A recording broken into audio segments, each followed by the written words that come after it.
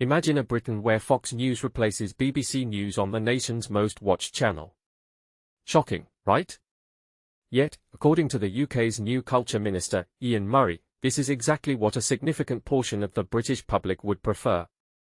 But here's where it gets controversial. Murray's bold claim comes at a time when the BBC is under fire, not just from its critics, but also from within, following the Trump panorama editing scandal that led to high-profile resignations and a billion-dollar legal threat from the former US president himself. Speaking at the British Screen Forum, BSF, Murray didn't hold back. He warned that the BBC, a cornerstone of British media for over a century, is under threat. There are people who want to see it go, he said, emphasizing that some would rather watch Fox News on BBC One than their own national broadcaster. But if we let that happen, our national story will be diminished. And this is the part most people miss. Murray believes the BBC's survival isn't just about preserving a channel, it's about safeguarding a cultural institution that shapes how the world sees Britain. The timing of Murray's remarks is no coincidence. With the BBC's charter renewal on the horizon, the corporation's future funding model hangs in the balance. This isn't just a bureaucratic detail, it's an existential moment. Murray acknowledged the BBC's recent missteps, including the Trump scandal, which he said reminds us of the responsibility the BBC has to uphold editorial standards.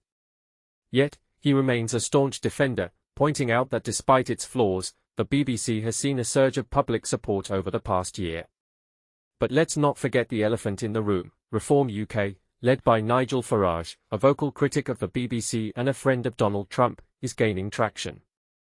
Farage argues the BBC should stick to news and scrap its current license fee model, calling it completely unacceptable.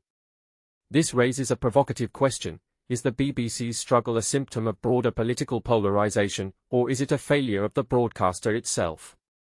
Adding fuel to the fire, former ITV chair Peter Bazalgette suggested the government should invest an additional £200 million to £300 million in the BBC World Service, potentially expanding its reach to 1 billion people worldwide. It's a once-in-a-generation opportunity, he said, pointing to Trump's defunding of the Voice of America.